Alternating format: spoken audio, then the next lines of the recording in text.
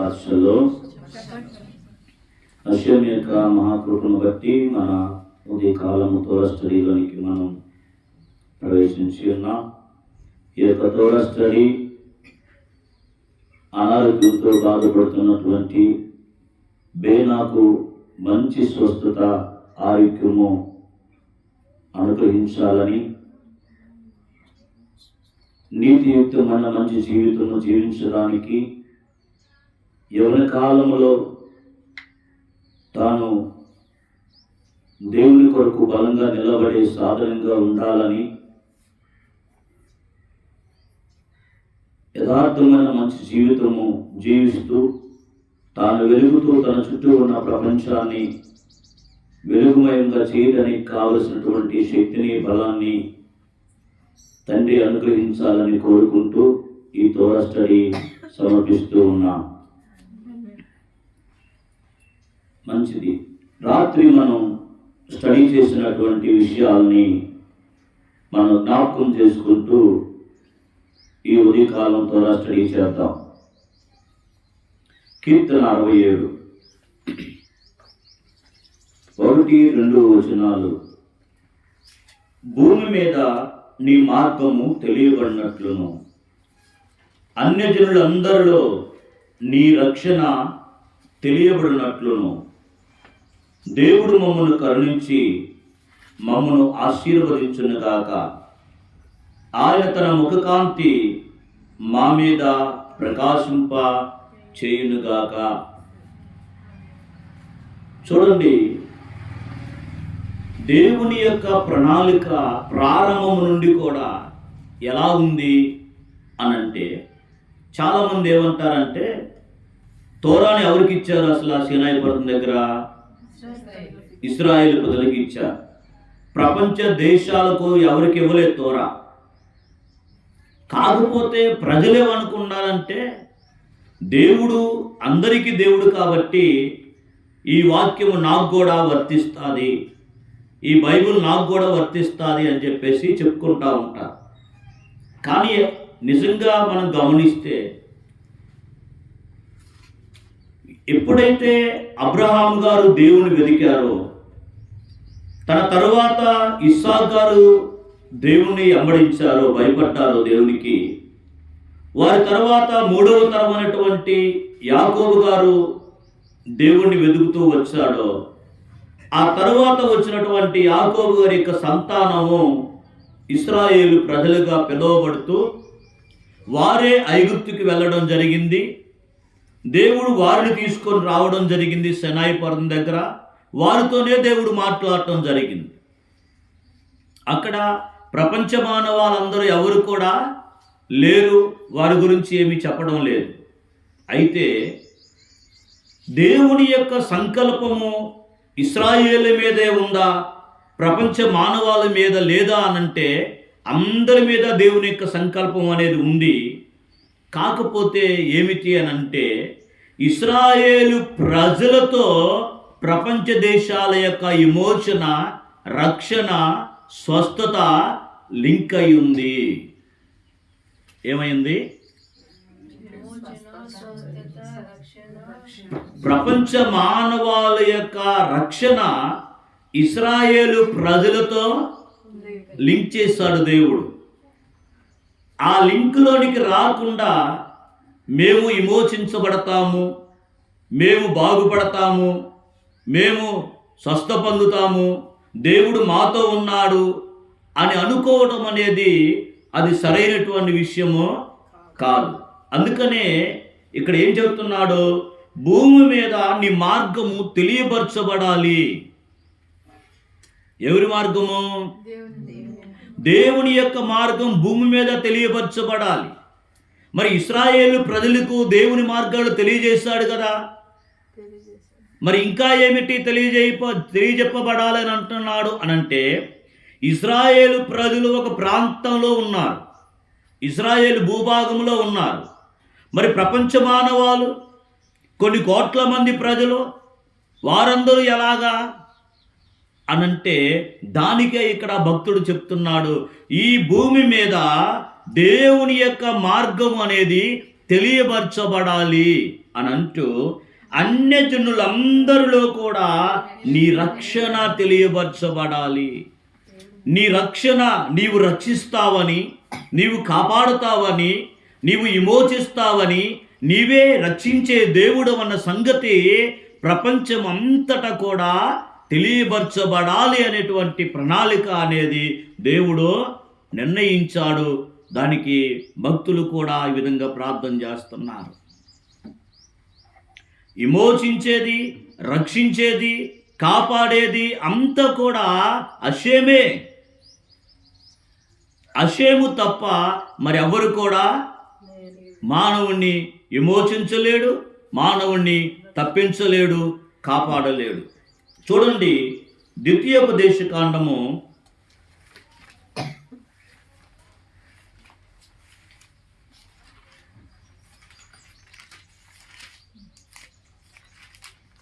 32వ అధ్యాయము 39వ వచనం. ద్వితీయోపదేశకాండము 32వ అధ్యాయము 39వ వచనం. ఇదిగో నేను నేనే దేవుడను, నేను తప్ప వేరొక దేవుడు లేడు. ఏమన్నారు? ఇదిగో నేనే దేవుడను. ఇశ్రాయేలు ప్రజలకి దేవుడు తెలియజేసుకుంటున్నటువంటి విధానం, నేనే దేవుడను, నేను తప్ప వేరొక దేవుడు లేడు. చాలామంది అనుకుంటారు, ఈ జయా పాస్టర్ గారు ఈరోజు వచ్చి పాత నిబంధన గురించి మాట్లాడుతున్నాడు అనుకునే వాళ్ళు ఉంటారు. అది ఎప్పుడో అయిపోయింది కదా, దానికోసం ఎందుకు అని అనుకునే వాళ్ళు కూడా ఉంటారు. కానీ వాక్యాల గురించినటువంటి సరైన అవగాహన ఈ ప్రజలకి లేకపోవడాన్ని బట్టి దాన్ని ఎలా అర్థం చేసుకోవాలో ఆ ఎవరన్నా ముందుగా వచ్చినటువంటి నాయకులను బట్టి వారు తెలియజేయలేదు. కాబట్టి ప్రజలలో సృష్టికర్తను గురించిన సరైన అవగాహన లేదు. అర్థం చేసుకోండి, ఏమి లేదు? సరైన అవగాహన లేదు. ఆ అవగాహన లేకపోవడాన్ని బట్టే ఈరోజు మేము ఎప్పుడు వినలేదే. నేను లేని మాట ఏమీ చెప్పడం లేదు, ఉన్న మాటనే. నీవు గతంలో నువ్వు వినలేదు కాబట్టి ఈరోజు మన ఆ విషయాలని మనం నేర్చుకుంటున్నాం. దేవుడు ఏం చెప్తున్నాడు అక్కడ? నేనే దేవుడను, నేను తప్ప వేరొక దేవుడు లేడు. తరువాత మృతి నొందించువాడను, బ్రతికించువాడను నేనే, గాయపరచువాడను, స్వస్థపరచువాడను నేనే. ఏమన్నాడు? మృతి నొందించువాడను, బ్రతికించువాడను నేనే, గాయపరచువాడను, స్వస్థపరచువాడను నేనే. ఆగండి. మృతి నొందడం అంటే చనిపోయేలా చేసేది ఆయనే, బ్రతికించేది ఆయనే, గాయపరిచేది ఆయనే, దాన్ని బాగు చేసేది కూడా ఆయనే. ఇప్పుడు ఇక్కడ రెండు విషయాలు, మరణము, జీవము. నువ్వు చనిపోవాలా, బ్రతికాలా, నువ్వు గాయపరచబడాలా, బాగుపరచబడాలా. ఈ రెండు విషయాలు ఎవరి చేతుల్లో ఉన్నాయి? చెప్పండి. అషేం చేతుల్లో ఉన్నాయి. సహజంగా మనకేదైనా అపాయం జరిగింది, లేకపోతే ఏదైనా చిన్న యాక్సిడెంట్ అయ్యింది, ఇలా జరగరాని జరిగింది, గాడ్ ఫర్బిడ్, అలా జరగకుండా, అలాంటప్పుడు సాతాను చేశాడు నాకు అని అంట. ఎవరి మీద చెప్తారు? సాతాను చేశాడు. దేవుడు మేలు చేస్తాడు కానీ దేవుడు కీడెందుకు చేస్తాడు? దేవుడు బాగు చేస్తాడు కానీ దేవుడు గాయం ఎందుకు చేస్తాడు కదా అన్నటువంటి భావనలోనికి ప్రజలు వెళ్తారు. కానీ ఇక్కడ రెండు విషయాలు కూడా దేవుని చేతిలోనే ఉన్నాయి. బ్రతికించాలన్నా, చనిపోవాలన్నా, గాయపరచాలన్నా, స్వస్థపరచాలన్నా, ఇవన్నీ కూడా ఎవరి చేతుల్లో ఉన్నాయి అంటే దేవుని చేతుల్లోనే ఉన్నాయి. ఆ రెండు విషయాల పట్ల దేవుడే శక్తిమంతుడు కానీ మరి ఎవ్వరు దానికి శక్తిమంతులు ఎవరో లేరు. దేవునికి ఆపోజిట్గా ఇంకొక శక్తి అనేది ఏమీ కూడా లేదు. ఎలాగండి మీరు చెప్తారు అనంటే, ఉదాహరణకి ఒక తండ్రిని తీసుకుందాం. ఏమమ్మా, ఒక తండ్రిని తీసుకుందాం. పిల్లలు తప్పు చేసినప్పుడు తండ్రి ఏం చేస్తాడు? ముద్దు పెట్టుకుంటాడా? ఎత్తుకుంటాడా? భయం చెబుతాడు. ఇప్పుడు ఆ భయం చెప్పేటువంటి విషయంలో ఆ పిల్లవాడికి తండ్రి ఎలా ఉన్నాడు? విరోధిగా ఉన్నాడు, శిక్షించేవాడుగా ఉన్నాడు. కొడితే దెబ్బ తగిలిద్దా లేదా? తగులుతుంది. అప్పుడు ఆ పిల్లవాడి దృష్టిలో నాన్న విరోధి. కానీ అక్కడ నాన్న విరోధి కాదు, నానే పిల్లవాడి యొక్క ప్రవర్తనలో ఉన్న మూర్ఖత్వాన్ని పోగొట్టాలన్న ఉద్దేశమే తప్ప నాన్న అక్కడ నెగిటివ్గా బిడ్డల పట్ల ప్రవర్తించడం లేదు. కాబట్టి కొట్టేది నానే, సరిచేసేది నానే, వాడికి ఐస్ క్రీమ్ కొనిపెట్టేది నానే. ఇక్కడ ఆపోజిట్లో ఎవరు లేరు. అందుకనే దేవుడు గురించిన సరైన అవగాహన ప్రపంచ ప్రజలకు లేదు. అందుకని యోబు గారు ఏమంటాడు? దేవుడిచ్చాడు, దేవుడు తీసుకున్నాడు. మరి అక్కడ సాతాను ఏంటి? సాతాను వచ్చింది నా బిడ్డల మీద పడింది, సాతాను వచ్చింది నా గొర్రెల మీద పడింది, సాతాను వచ్చింది నా మందల మీద పడింది అని అనేది ఏముంది అక్కడ కదా? ప్రతి మనిషి యొక్క విశ్వాసము ఎక్కడుండాలి అనంటే, ప్రతి ఒక్క వ్యక్తి యొక్క విశ్వాసం ఎక్కడుండాలంటే, నా జీవితంలో ఏం జరుగుతున్నా అది నాకు అర్థమైనా నాకు అర్థం కాకపోయినా నా దేవుడే దాన్ని జరిగిస్తున్నాడు అన్నటువంటి ఆ బలమైన విశ్వాసములోనికి మనము రావాలి. అలా వచ్చినప్పుడే దేవా ఎందుకు నా జీవితంలో ఈ ప్రాబ్లం వచ్చింది, ఈ ప్రాబ్లం ఎందుకు వచ్చింది, ఏ కారణం బట్టి వచ్చింది, నాలో ఏ దోషం ఉంది, నాలో ఏ పాపం ఉంది అని అడగగలుగుతాం. ఎప్పుడు దేవుడే ఇది చేశాడు నా జీవితంలో అనుమతించాడు అన్నప్పుడు. అలాంటి విశ్వాసం మనకు లేదనుకో, సాతాను చేశాడు, వాళ్ళు చేశారు, వీళ్ళు చేశారని పెట్టి నిన్ను నీవు సరి చేసుకోవడము మానుకుంటావు. అదొన్న పాయింట్. ఎప్పుడైతే ఒక వ్యక్తి సమస్తము దేవుని ద్వారానే జరుగుతుంది అన్నటువంటి ఆ పాయింట్కి వచ్చి నిలబడతాడో అప్పుడు అతడు ఏదైనా జరగరాని తన జీవితంలో జరిగితే అతడు దేవుని మీద ఆధారపడతాడు, దేవుని వేడుకుంటాడు. ఎక్కడ నా జీవితంలో నేను తప్పిపోయాను, ఎక్కడ ప్రాబ్లం వచ్చింది అని కూర్చొని ఆలోచించి తన యొక్క చెడ్డ ప్రవర్తన నుండి బయటికి రావడానికి ప్రయత్నిస్తాడు. ఎప్పుడైతే ఆ ప్రయత్నం చేసి దేవుని దగ్గర ప్రాధేయపడతాడో, పశ్చాత్తాపడతాడో అతడు ఆ స్థితి నుండి బయటపడతాడు అనేటువంటిది మనం ఇక్కడ గుర్తించాలి. అందుకనే దేవుడు ఇశ్రాయేలు ప్రజల యొక్క విశ్వాసము ఎప్పుడు కూడా అదే, మాకు దేవుడే, మా జీవితంలో ఏం జరిగినా దేవుడే. అబ్రహాం గారి యొక్క భార్యని, శారమ్మ గారిని ఐగుప్తులు రాజు పట్టుకొని తీసుకుని వెళ్ళిపోయారు. అబ్రహాం గారు పోరాడారా? ఏమనలే, సైలెంట్గా ఉన్నారు. దేవుడే దీన్ని అనుమతించాడు, దీన్ని అలౌ చేస్తాడు అని అబ్రహాం గారు సైలెంట్గా ఉంటాన్ని బట్టి దేవుడే అక్కడ ఫారో యొక్క హృదయాన్ని కదిలించి ఫారో యొక్క కుటుంబాలందరినీ కూడా గలిబిలి చేసి తిరిగి శారమ్మ ఏ విధంగా పవిత్రంగా లోపలికి వెళ్ళిందో అదే పవిత్రంగా తిరిగి అబ్రహాం గారి దగ్గరికి వచ్చింది. అదవుతుందా? నీవు ఎప్పుడైతే ఇలా భావిస్తావో దేవుడే ఇది జరిగిస్తున్నారు అన్న భావంలోనికి ఎప్పుడైతే వస్తామో అప్పుడు దేవుడు మన జీవితంలో ఎంటర్ అయ్యి వీళ్ళు నా మీద ఆధారపడుతున్నాడు, నేను కొట్టాను కాబట్టి వాళ్ళు సరి చేసుకోవడానికి ఇష్టపడుతున్నారన్న ఆలోచనకి రాగలుగుతారని దేవుడు ఆలోచించి మన జీవితంలోనికి అప్పుడు దేవుడు మరలా సొరువు తీసుకొని మనల్ని బాగు చేయడానికి ప్రయత్నం చేస్తాడు. కాబట్టి ఎప్పుడైనా గుర్తుపెట్టుకోండి, విశ్వాసం అనేది మన జీవితంలో ఏది జరుగుతున్నా అది దేవుడే అనుమతిస్తున్నాడు. దేవుడే దాన్ని తొలగించాలి. కాబట్టి మనం ఎవరిని అడగాలి?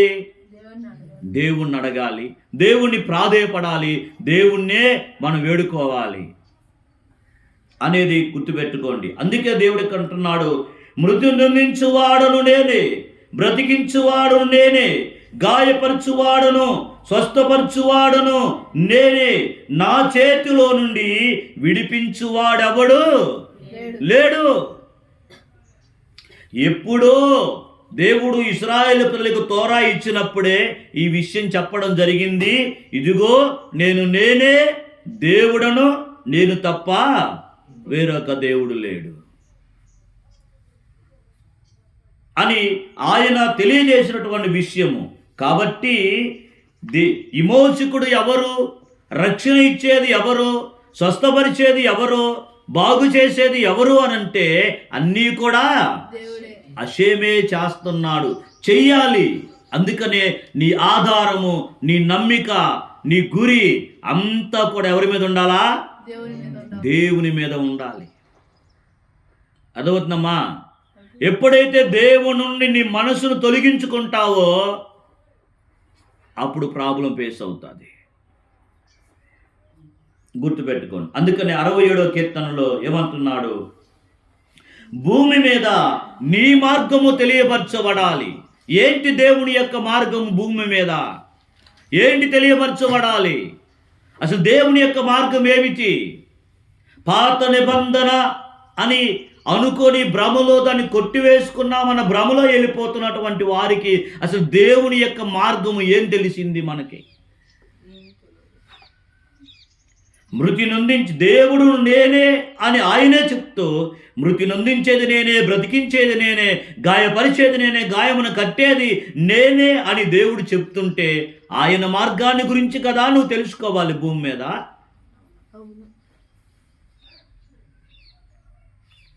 చూడండి, అన్ని జనులందరిలో దేవుని యొక్క రక్షణ తెలియపరచబడాలి అనేటువంటి దానికి వాక్యం ఏం చెప్తుందో చూడండి.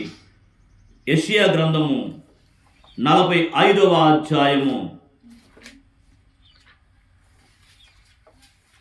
22వ వచనము అంటే 21వ వచనం లాస్ట్లో మనం చదువుదాం.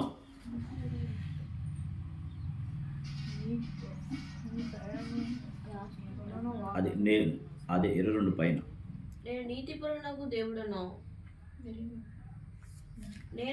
ఒక్క నిమిషం. పూర్వకాలం మొదలుకొని ఆ కార్యంలో తెలియజేసిన వాడెవడు? చాలా కాలము క్రిందట దాన్ని ప్రకటించిన వాడు ఎవడు అన్నదానికి దాని పైన ఎక్స్ప్లెనేషన్ చేశాడు. అషేమునగు నేనే కదా అని చెప్తూ, నేను తప్ప వేరొక దేవుడు లేడు. అంటే అన్ని జనులందరిలో దేవుని యొక్క రక్షణ తెలియపరచబడాలి అని అంటే ఆ రక్షణ ఎవరిస్తారు? దేవుడే కదా. మరి దేవుడు ఎవరు అంటే అషేమునగు నేనే కదా అని అషేము తెలియజేస్తున్నాడు.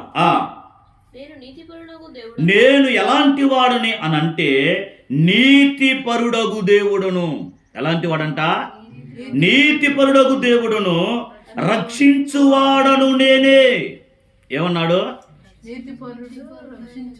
రక్షించువాడను నేనే, నేను తప్ప మరి ఏ దేవుడును లేడు నిన్ను రక్షించడానికి.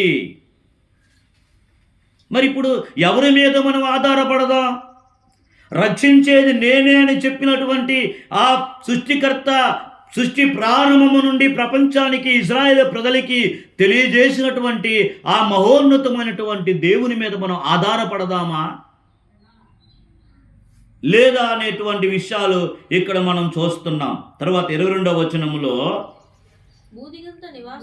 చూడండి ఏమన్నాడు? భూదిగంతముల నివాసులారా. ఎవరు వీళ్ళు? ఇశ్రాయేలు ప్రజలు వేరు, భూదిగంతములా ఉన్నటువంటి ప్రజలు వేరు.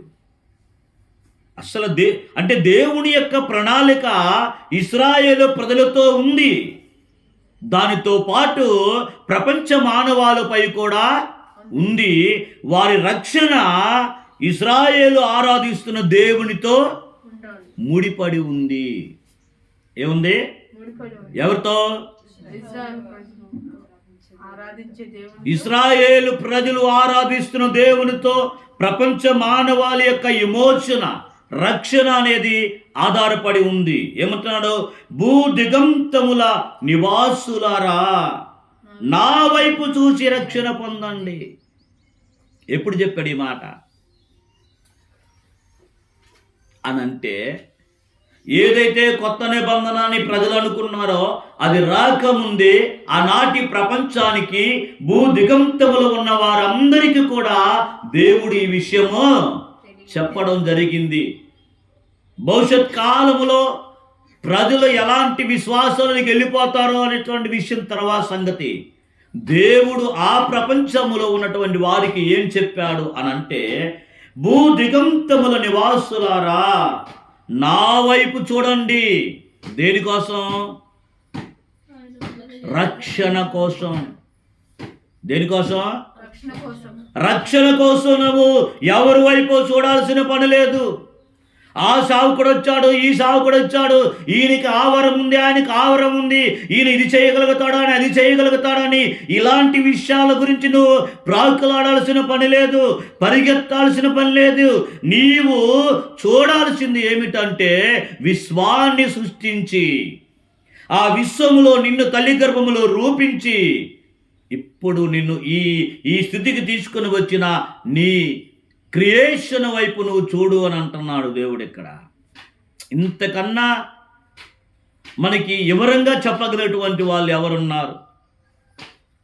నా వైపు చూడండి మీకు రక్షణ పొందాలంటే అని దేవుడే అనౌన్స్మెంట్ చేసిన తర్వాత, లేదయ్యా నీ వైపు మేము చూడలేకపోతున్నాం, నీ పోలికలో ఇంకొకరిని మేము చేసుకొని ఆయన వైపే మేము చూస్తాము. లేకపోతే ఇజ్రాయేలు ప్రజలు బాగుపడటానికి మోషే గారికి దేవుడు ఏం చెప్పాడంటే ఒక ఇత్తడి సర్పాన్ని చేయమని చెప్పాడు. ఏం సర్పం? చేయమని చెప్పాడు. అది అప్పటికే. ఆ తర్వాత ప్రజలు ఏం చేశారంటే దాన్నే ఇత్తడి సర్పాన్ని చేసుకొని, దాని లాంటి సర్పాన్ని చేసుకొని ప్రజలు దానికి కూడా పూజ చేయటం ప్రారంభించారు. ఏ సమయానికి ఏది దేవుడు చెప్పాడో ఆ సమయానికి అది అప్పటికే.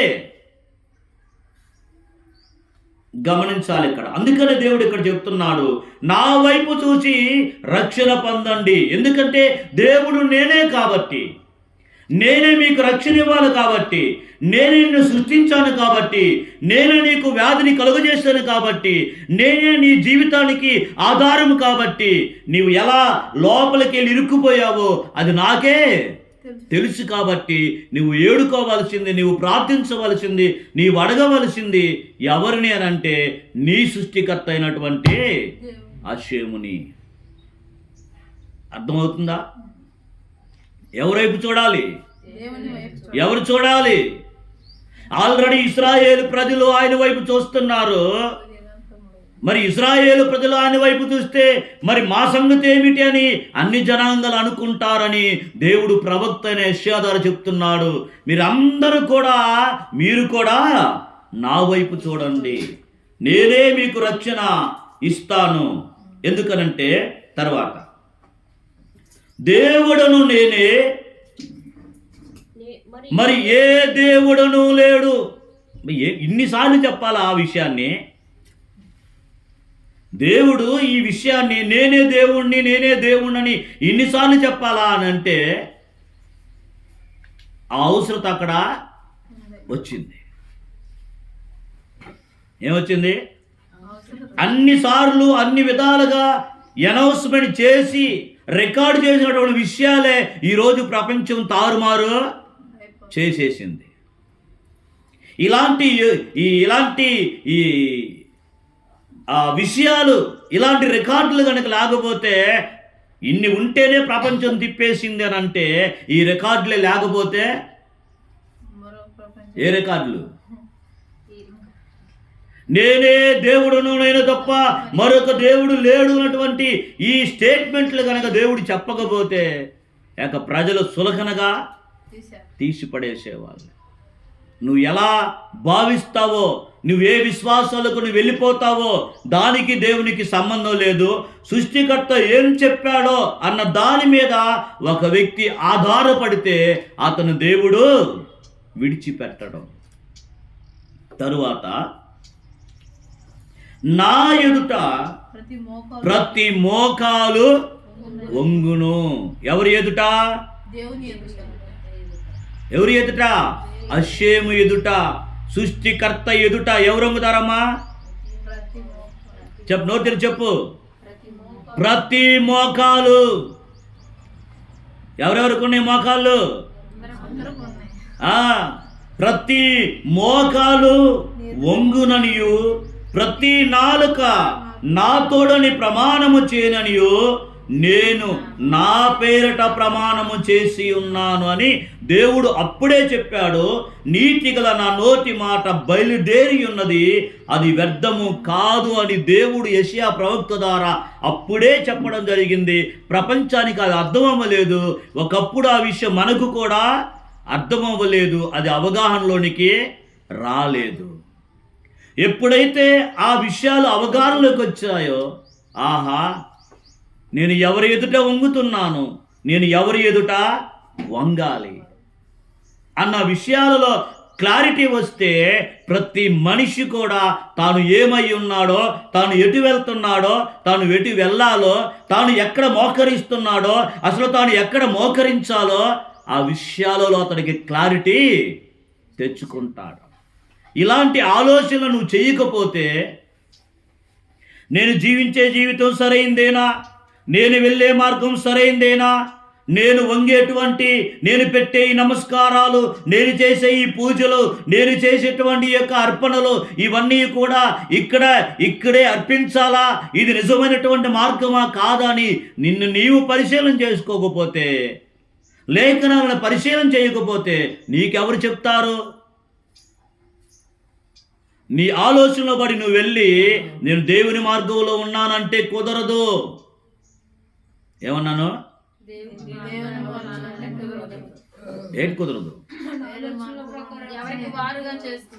ఎవరికి వారు ఆలోచించుకొని, ఎవరు బోధలు వాళ్ళు చేసుకొని, ఎవరు నిర్ణయించిన పద్ధతి ప్రకారంగా వాళ్ళు వెళ్ళిపోయి, నేను దేవుని మార్గములో ఉన్నాను, దేవుడు నాతో మాట్లాడుతున్నాడు, నేను దేవుని పని చేస్తున్నాను, దేవుని యొక్క సన్నిధి నాతో ఉందనుకుంటే అది అవ్వదు. ఎందుకంటే సృష్టికర్త ప్రారంభములోనే ప్రవక్తల ద్వారా తెలియజేసినటువంటి విషయాలు, నా ఎదుట ప్రతి మోకాలు వంగుతాది అని చెప్పి ఇదే విషయాన్ని కొత్త నిబంధనలో తీసుకొని వచ్చి యేసు ముందు నా మోకాలు వంగుతుందని చెప్పేసి పెట్టారు. నో, సృష్టికర్త ఒక్కడే, ఆయనే దేవుడు, ఆయన ఎదుటే ప్రతి మోకాలు కూడా వంగుతాది అని చెప్పేసి చెప్తున్నారు. కీర్తన 65 మనం గమనిస్తే, కీర్తన 65 5వ వచనాన్ని చూడండి ఏమంటున్నారు. మాకు రక్షణకర్తవైనటువంటి దేవా, భూదిగంతముల నివాసులందరికి, దూర సముద్రం మీద ఉన్న వారికి ఆశ్రయమైన వాడా. ఒక్క నిమిషం ఉండండి. ఏమన్నాడు? ఫస్ట్ మాకు రక్షణకర్తవైన దేవా అని ఇశ్రాయేలు ప్రజలు అంటున్నారు. ఏమన్నారు? మాకు రక్షణకర్తవైన దేవా అని చెప్తూ భూదిగంతముల నివాసులందరికీ, అషేము ఇశ్రాయేలులకే దేవుడని కాదు, ప్రపంచ మానవాళ్ళందరికీ దేవుడే. అయితే ఆ కనెక్షన్ ఎక్కడుందో నీకు తెలియలేదు. మీ ఇంటికి కుళాయి ఉంది, మా ఇంటికి కుళాయి ఉంది, మీ ఇంటికి కుళాయి ఉంది, మీ ఇంటికి కుళాయి ఉంది. దాని కనెక్షన్ ఎక్కడుంది? అక్కడ ఉంది కనెక్షన్. అర్థం? మా ఇంటికి నీళ్ళు వస్తున్నాయని గొప్పగా చెప్పుకుంటే నీ కనెక్షన్ అక్కడుంది.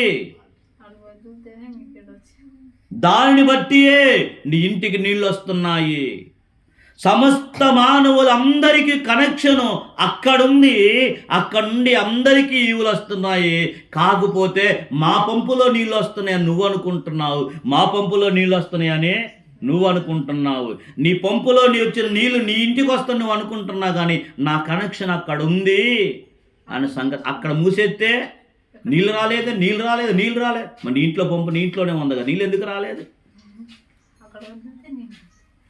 చూడండి, మాకు రక్షణకర్తవైన దేవా, భూ దిగంతముల నివాసులందరికీ, దూర సముద్రం మీద ఉన్న వారికి ఆశ్రయమైనటువంటి వాడా. అందరికీ ఆశ్రయం ఎవరు? హషేమే. ఇజ్రాయేలుకి రక్షణకర్త ఆయనే, భూదిగంత నివాసులందరికీ రక్షణకర్త ఆయనే, అందరికీ రక్షణకర్త ఆయనే. అందుకనే ఒకే ఒక్క దేవుడు, ఆయన తప్ప ఈ ప్రపంచంలో ఎవ్వరు లేరు. అందుకనే సూర్యుని సృష్టించిన వాడు ఆయనే, చంద్రుని సృష్టించిన వాడు ఆయనే. ఆయన మంచివారి మీద చెడ్డవారి మీద ఆయన సూర్యుని కాంతిని ప్రకాశింపజేస్తున్నాడు. అంత మాత్రాన నా దేవుడు వేరే, నీ దేవుడు వేరే అనుకోవటానికి లేదు.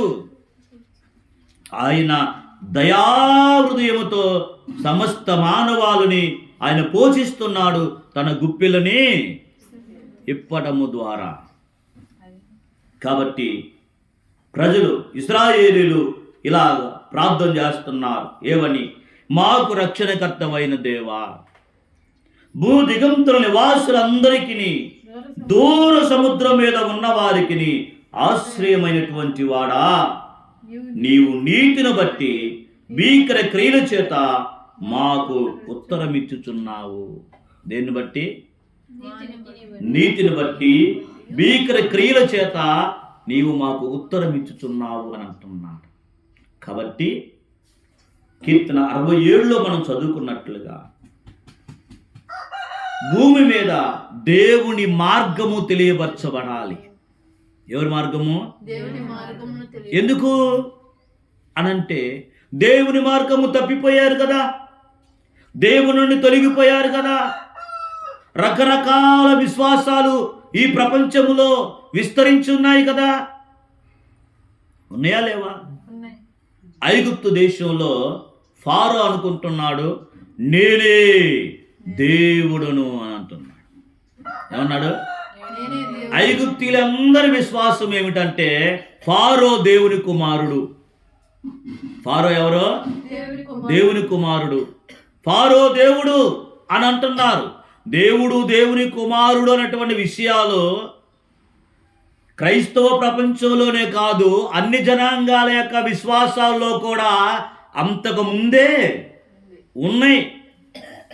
ప్రపంచానికి తెలియలేదంతే. ఇప్పుడు చాలామంది తెలుసుకుంటున్నారు, తెలుసుకొని అందరూ కూడా బయటపడతా ఉన్నారు కదా. ఫారోని ఐగుప్తు యొక్క దేశము ప్రజలు ఏమనుకుంటున్నారంటే ఈయన దేవుడు, వాళ్ళ దేవుడు ఓసిరస్ అనేటువంటి దేవుడి యొక్క కుమారుడు అని పిలుస్తారు, దేవుని యొక్క బిడ్డలు వాళ్ళని. అలాంటిది ఒకరోజు మోషే గారితో చెప్పాడట, దేవుడని ప్రజల ముందు కనబరుచుకోవడానికి ఆయన నటిస్తూ ఉంటా. సరే, ఆ విషయం పక్కన పెడదాం. కాబట్టి అక్కడకు మనం వెళితే అక్కడ ఏమంటున్నాడు చూ, నిర్గమాకాండము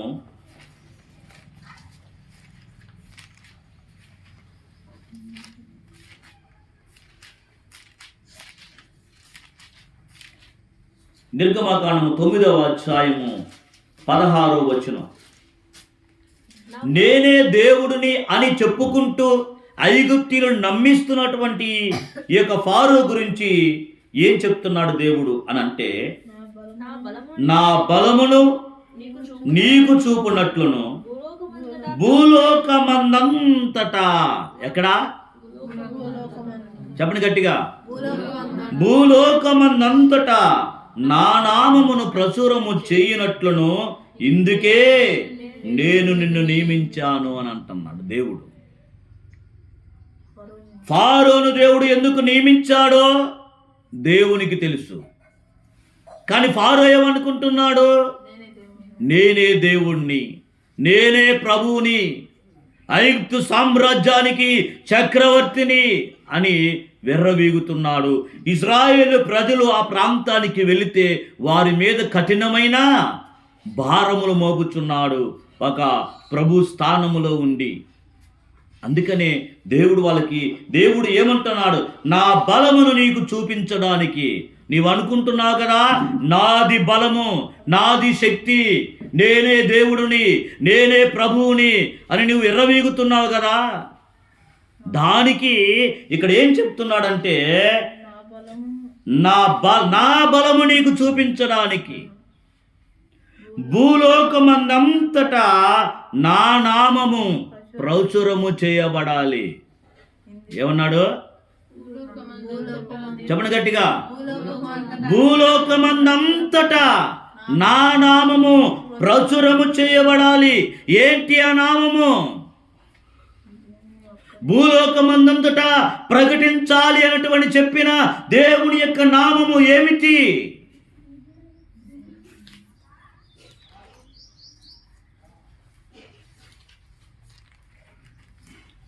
మూడవ అధ్యాయం నిర్గమాకాండం 15వ వచనం. దేవుడు మోషేతో ఇట్లా అంటున్నాడు, మీ పితరుల దేవుడైనటువంటి హషేమ్, అబ్రహాము దేవుడు, ఇస్సాకు దేవుడు, యాకోబు దేవుడునైనా హషేమ్ మీ యొద్దకు నన్ను పంపినని నీవు ఇశ్రాయేలుతో చెప్పుము. ఎవరు పంపించారని చెప్పు? అబ్రహాము దేవుడు, ఇస్సాకు దేవుడు, యాకోబు దేవుడు నన్ను మీ యొద్దకు పంపించారని చెప్పు, హషేమ్ పంపించాడని చెప్పు అని చెబుతూ నిరంతరము నా నామము ఇదే, తరతరములకు ఇది నా జ్ఞాపకార్థ నామము అని అన్నాడు. ఏమన్నాడు? గట్టిగా, నిరంతరము. నిరంతరం అంటే చెప్పరేంటి? నిరంతరం అంటే ఏమిటి? ఎప్పటికీ ఉండేటువంటిది. తరతరములకు కూడా చెప్పాడు, నిరంతరము నా నామం ఇదే, తరతరములకు ఇది నా జ్ఞాపకార్థ నామము. ఆ నామమునే భూలోకమందంతటా తెలియపరచబడాలి, ప్రకటించబడాలి అనేది దేవుని యొక్క ప్రణాళిక ముందుగానే దేవుడు నిర్ణయించాడు. దానికి ముందు 14వ వచనం మోషే గారు అడుగుతున్నాడు, అయ్యా నన్ను ఇశ్రాయేలు ప్రజలకు వెళ్ళమంటున్నా, వాళ్ళని విడిపిస్తానని చెప్తున్నా. వాళ్ళు అడుగుతారు, ఆయన పేరు ఏమిటి? ఏమడుగుతారు వాళ్ళు? ఆయన పేరు ఏమిటి అని అడిగితే నన్ను ఏం చెప్పమంటావు అన్న దానికి 14వ వచనం, అందుకు దేవుడు నేను ఉన్నవాడను, అనువాడనై ఉన్నానని మోషేతో చెప్తున్నాడు. ఉండునను వాడు మీ యొద్దకు నన్ను పంపినని ఇశ్రాయేలుతో చెప్పుము.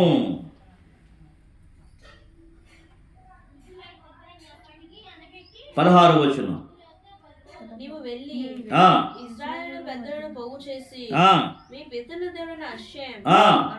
అనగా నా నామంతో మీ పితరులు తెలియపరచబడలేదని అంటాడు కదా, ఆ మాట ఎక్కడ? 6 చూడండి, చూడండి ముందేమన్నాడు? నేను ఉన్నవాడను, అనువాడనని చెప్పాడు. తరువాత ఆ నామం ఎప్పటి వరకు ఉంటుంది? టైం పెట్టాడా? కొద్ది కాలం పెట్టాడా? చెప్పు గట్టిగా. నిరంతరము, తరతరములకు ఇదే నా జ్ఞాపకార్థ నామము అని అన్నాడు.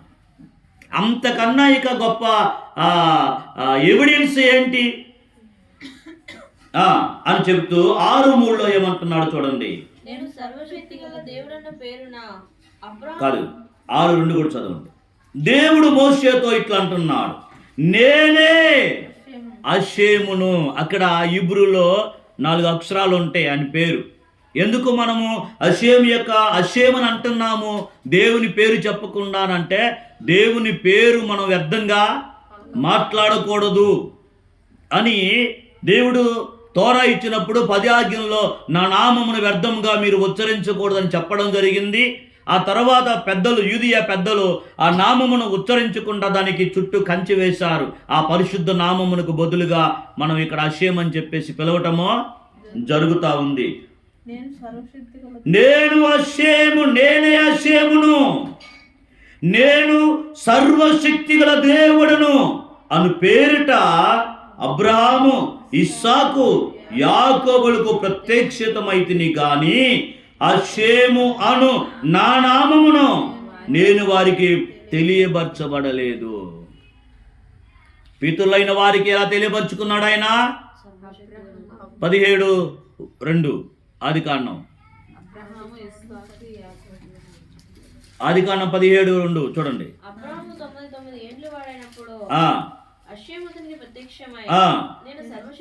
చూడండి, నేను సర్వశక్తి గల దేవుడను. అది అబ్రహాము గారికి దేవుడు తెలియజేసుకున్నటువంటి పేరు. అదొందా భూమి మీద నీ మార్గం అంటే ఎవరి మార్గము? ఏ నామం యొక్క మార్గం భూమి మీద తెలియపరచబడాలి? ఈ భూదిగంత నివాసులందరూ ఏ నామమున ఆరాధించాలి, ఏ నామమున ప్రార్థించాలి, ఏ నామమును పైకెత్తాలి, ఏ నామాన్ని పైకెత్తి ధ్వజమెత్తాలి అనేటువంటి విషయములో ఇక్కడ మాట్లాడుతూ ఉన్నాడు. అందుకనే వారికి నేను సర్వశక్తి గల నామమున ప్రత్యక్షమయ్యాను. ఇక్కడ 6:2 నేనే అషేమును, నేను సర్వశక్తి గల దేవుడను పేరుట అబ్రహాము, ఇస్సాకు, యాకోబులకు ప్రత్యక్షమైతిని గాని అషేము అను నా నామమున నేను వారికి తెలియపరచబడలేదు. కాబట్టి నిరంతరము కూడా ఇదే నా నామము. అషేము అనేటువంటి ఆ నామము హీబ్రూలో ఉన్నటువంటి అక్షరములు యోద్ డాష్ ఖే వావ్ డాష్ ఖే, యోద్ కే వావ్ ఖే అనే ఈ 4 అక్షరాల నామమే దేవుని యొక్క నామము. అది నిరంతరము ఉండేటువంటి నామము. అది తరతరములకు అదే నామము. ఇక ఆ నామాన్ని ఎవ్వరు కూడా మార్చడానికి లేదు. ఎందుకు? ఆయనే దేవుడని తెలియజేశాడు కాబట్టి ఎవరు మార్చడానికి లేదు. ఆ నామమునే రక్షణ ఉంది, ఆ నామమునే విమోచన ఉంది. బాగా గుర్తు చేశారు. ఆ నామములోనే రక్షణ ఉందని యెషయా గ్రంథం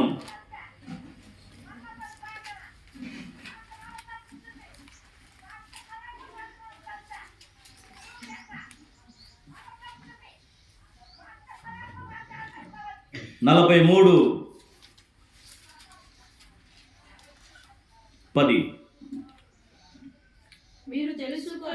మీరు తెలుసుకొని నన్ను నమ్మి ఏమన్నాడు?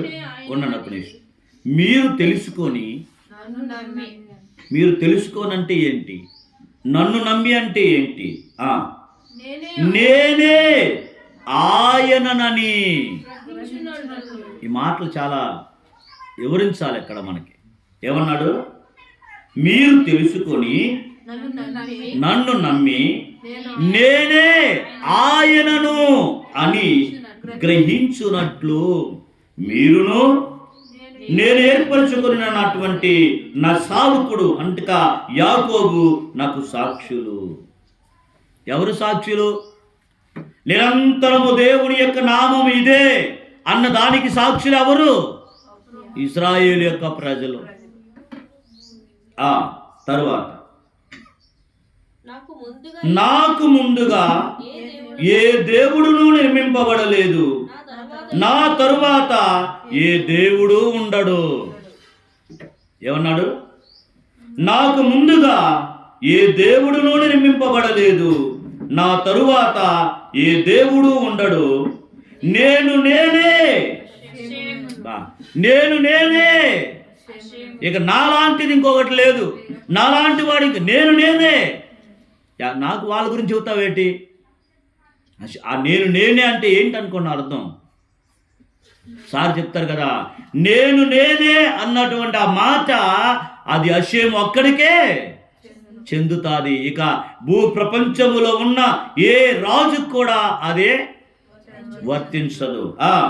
నేను నేనే అషేమును, నేను తప్ప వేరొక రక్షకుడు లేడు. ఏమన్నాడు? నేను తప్ప వేరొక రక్షకుడు లేడు. ప్రకటించిన వాడను నేనే, రక్షించిన వాడను నేనే. ఏంటండి అసలు ఈ మాటలు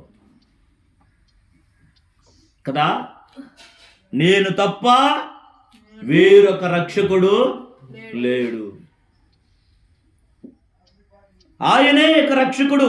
అందుకనే కీర్తనకారుడు చెప్తున్నాడు, భూమి మీద నీ మార్గము తెలియపరచబడాలి.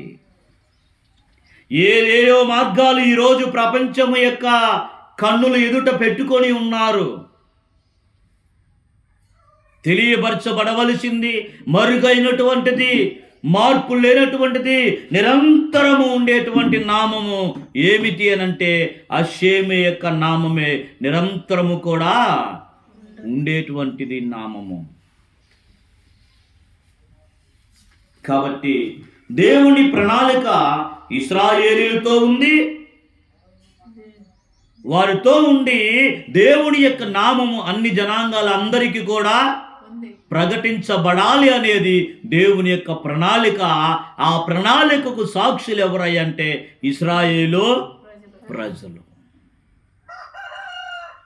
ఇక నీ ఎదుట ఎన్ని మార్గాలు పెట్టుకుంటారో అది మీ ఇష్టము.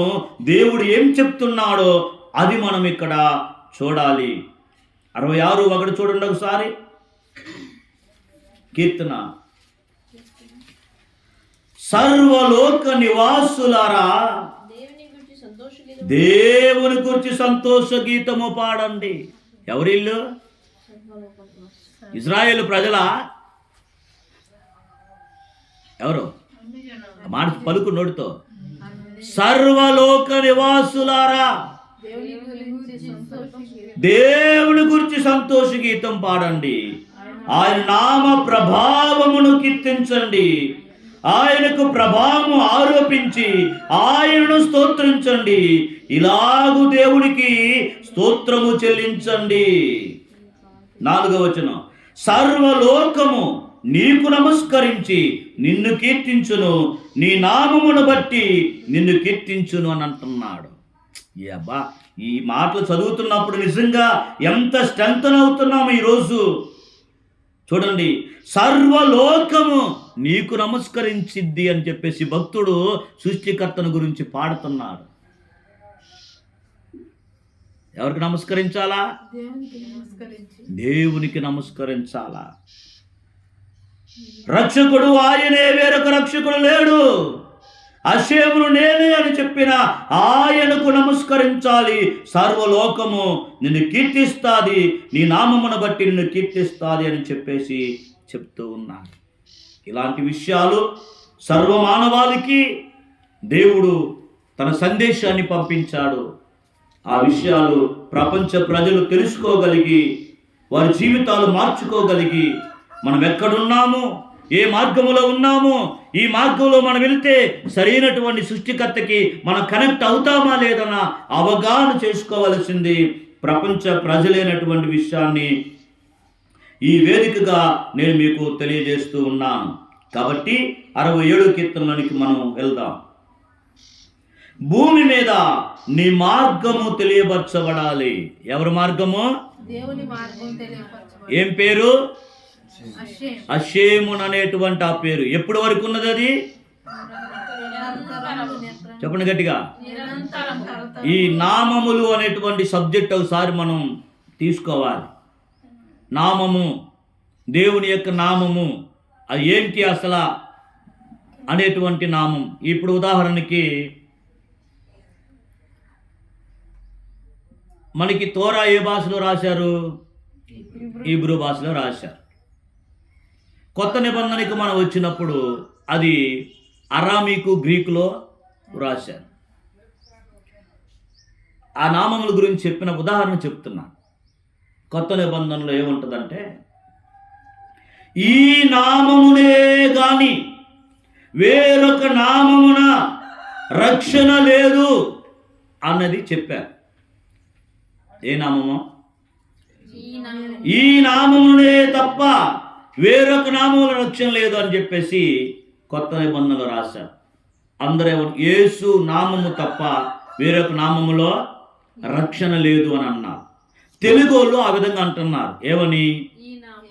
యేసు నామము తప్ప రక్షణ లేదు అని. ఇంగ్లీష్ వాళ్ళ దగ్గరికి వెళ్దాం అనుకో, ఇంగ్లీష్ వాళ్ళు ఏమంటున్నారు? జీసస్. ఎవరు? జీసస్ నామములో తప్ప వేరొక రక్షణ లేదని వాళ్ళు అంటున్నారు. అలాగే గ్రీక్ దగ్గరికి ఈసస్, ఈసస్. వీళ్ళు ముస్లిం దగ్గరికి వెళ్తే ఈసా మసీ. ఎన్ని పేర్లు? ఇప్పుడు మన తెలుగు దగ్గరికి వచ్చి ఈసా మసీ నామములో నీకు స్వస్థత అన్నా అనుకో, అమ్మో ఈ పాస్టర్ గారు ఎవరు కొత్త నామాన్ని పలుకుతున్నాడు అని అంటారా? అనరా? ఎందుకు?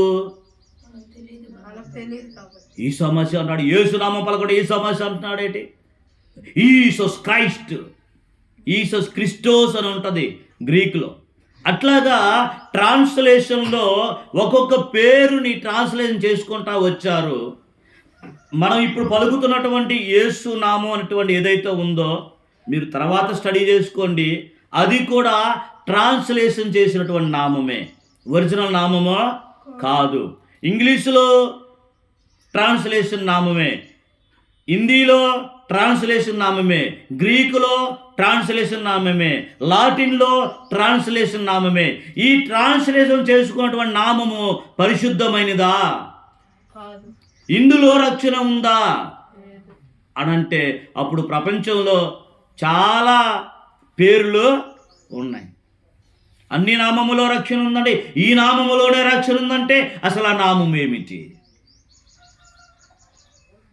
అందుకనే ఈ విషయాల్లో సరైన అవగాహన మనకి కావాలి. కాబట్టి దేవుని యొక్క మార్గము తెలియపరచబడాలి. అన్యజనులందరిలో నీ రక్షణ నిరంతరము ఇదే నా నామం అని చెప్పాడు కదా దేవుడు. ఆ నామము యొక్క రక్షణ తెలియపరచబడాలి. అది దేవుని యొక్క ప్లాన్, అది దేవుని యొక్క ఉద్దేశం. ఆ ఉద్దేశములో నుంచి తర్వాత ప్రపంచము తప్పిపోయింది, వేరే వేరే మార్గాల్లోకి వెళ్ళిపోయింది. తర్వాత 2వ వచనం చూడండి. దేవుడు మమ్మును కరుణించి మమ్మును ఆశీర్వదించునుగాక, ఆయన తన ముఖ కాంతి మా మీద ప్రకాశింపజేయునుగాక అని చెప్తున్నారు. ఈ మాట ఎందుకు చెప్తున్నారు అనంటే, దేవుడు ఇశ్రాయేలు ప్రజలను దీవించడానికి యాజకులకి ఈ దీవెన వచనాలు పలకమని చెప్పడం జరిగింది. ఎవరు పలకాలి? యాజకుడు అషేము నామమును ఇశ్రాయేలు ప్రజలకి ఆ నామమును ఉచ్చరించటం వలన ఇశ్రాయేలు ప్రజలకి దీవెన అనేది, ఆశీర్వాదం అనేది కలుగుతుందని సంఖ్యాకాండం 6వ అధ్యాయము ఆ చివర 24, 25 వచనాల్లో చెప్పడం జరిగింది. అందుకనే ఆ విషయాలు ఇక్కడ వీళ్ళు ప్రస్తావిస్తున్నారు. అదవుతుందా? ఎప్పుడైతే వీళ్ళు దీవెనకరంగా ఉంటారో, రాత్రి మనం చెప్పుకున్నట్లుగా ఎప్పుడైతే ప్రపంచంలో వీరు ఆశీర్వాదకరంగా ఉంటారో అప్పుడంట ఏం జరుగుతుంది అని అంటే 3వ వచనం, దేవా ప్రజలు నిన్ను స్తుతించుదురుగాక. ఎవరు ప్రజలు అంటే మరలా ప్రజలందరూ నిన్ను స్తుతించుదురుగాక అని అంటున్నాడు. అదేనా?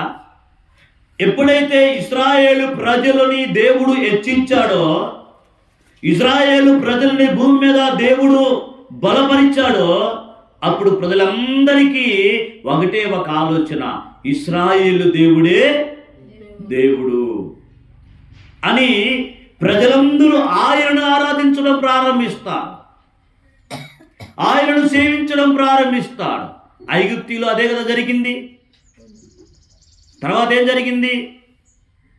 అయ్యా, ఇది మానవ శక్తి కాదు, ఇది దేవుని యొక్క శక్తి. మోషే అహరోనుల యొక్క దేవుని యొక్క శక్తి ఇక్కడ పనిచేస్తూ ఉంది అని వాళ్ళు ఒప్పుకున్నారు. అక్కడ ఒప్పుకొని మనం నశించిపోతున్నాం రాజా, వాళ్ళని విడుదల చేయండి అని అంటే విడుదల చేయలేదు. చివరికి వాళ్ళ ప్రాణాల మీదకి తెచ్చుకున్నారు. అప్పటి వరకు ఎవ్వరు కూడా మనం పెట్టుకోకూడదు. ప్రకటించబడుతున్నప్పుడే, వాస్తవాలు మన ముందు అవగాహనలోనికి తీసుకొని వస్తున్నప్పుడే ఈ విషయాల పట్ల మనము జ్ఞానం కలిగి ఉండాలి. దేవా, ప్రజలు నిన్ను స్తుతించుదురుగాక, ప్రజలందరూ నిన్ను స్తుతించుదురుగాక అని అంటున్నాడు. నిజమేనా? ప్రజలెందుకు ఇశ్రాయేలు దేవుని స్తుతిస్తారు అని అంటే, యెషయా గ్రంథము 2వ అధ్యాయము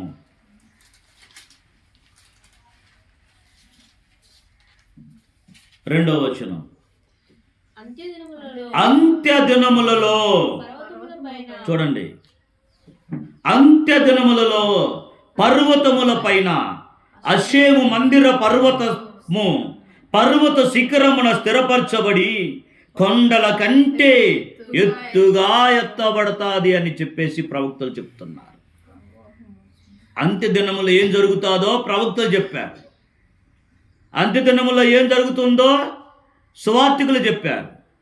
ప్రవక్తలు చెప్పింది సువార్తికులు చెప్పిన దానికి కనెక్షన్ లేదు. ఏంటి అనంటే, ప్రవాహము వచ్చినట్లు సమస్త అన్యజనులు దానిలోనికి వచ్చెదరు. ఏమన్నాడు?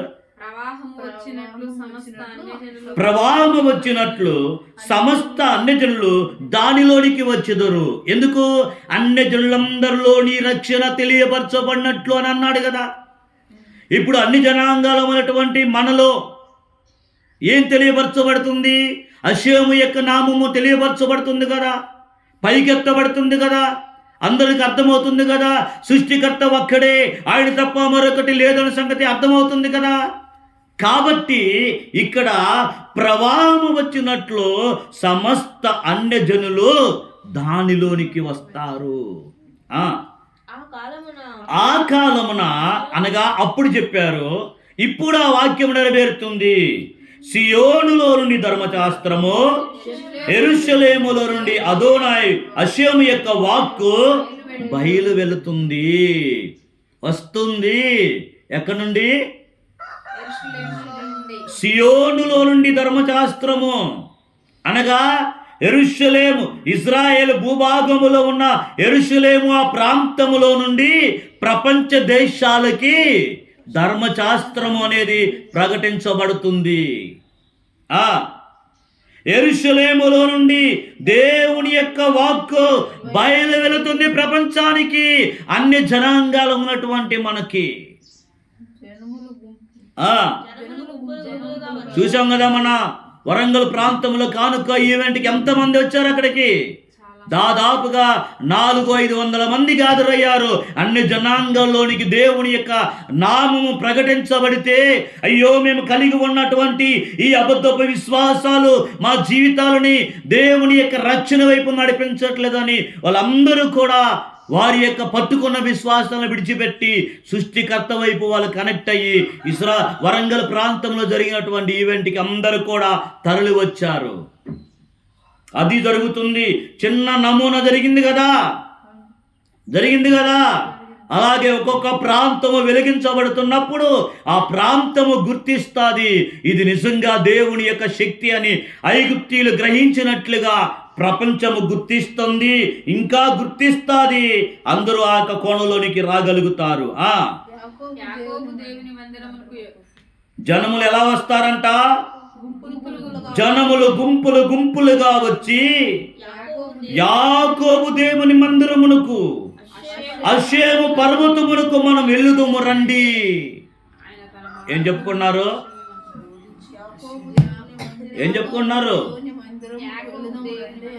యాకోబు దేవుని యొక్క మందిరం అని అంటున్నారు. యాకోబు ఎక్కడా? మనం ఎక్కడా? మందిరం ఎక్కడా? నాది మందిరం, నాది మందిరం, నాది మందిరం. మందిరం కట్టావా? మందిరం కట్టావా? జయ పాస్టర్ గారు మందిరం, ఇంకొక ఆయన పాస్టర్ గారు మందిరం, ఈ పాస్టర్ గారు మందిరం, ఇయ మందిరాలు. యాకోబు దేవుని మందిరము. ఏ దేవుని మందిరం? యాకోబు ఎవరిని ఆరాధించాడో, యాకోబు ఎవరికి ప్రార్థించాడో, యాకోబు ఎవరి మీద ఆధారపడ్డారో ఆ దేవుని యొక్క మందిరం. రాత్రి 146 కీర్తన 5వ వచనం చదువుకున్నాగా, ఎవనికి యాకోబు దేవుడు సహాయుడగును. ఎవడు తన దేవుడైనా అశ్షే మీద ఆశ పెట్టుకును వాడు కదా ధన్యుడు. వాడు కదా ఇక్కడ జరుగుతున్న వాక్యానికి కనెక్ట్ అయ్యి మందిరానికి, యాకోబు దేవుని మందిరానికి వచ్చేది. అశ్షేము పర్వతమునకు మనం వెళుదుము రండి అని ఆయన తన మార్గముల విషయమై మనకు బోధించును. మనము ఆయన త్రోవలలో నడుచుదము అని చెప్పుకుందురు అని అంటున్నాడు. ఏం చెప్పుకుంటున్నారు? ఆయన మార్గాలు మనకు తెలియజేస్తాడయ్యా. నోరు మూసుకొని పెట్టెబెడ చదువుకొని నీ పుస్తకాలను మూసేసి ఆ పక్కన పడేసిరా. ఆయన తన మార్గాల గురించి మనకు వివరిస్తాడు. ఎవరి మార్గాలు?